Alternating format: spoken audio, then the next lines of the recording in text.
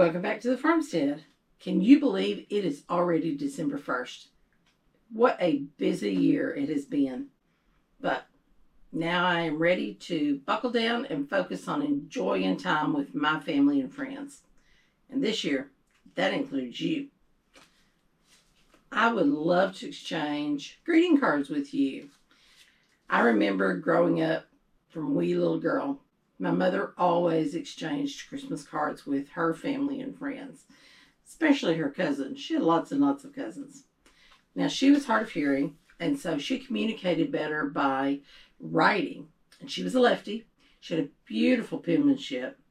And I remember at the beginning of December every year, she would start writing those cards, and she would write them the whole month. And she wouldn't just sign our names and mail them off. She would write a personalized note to each and every one.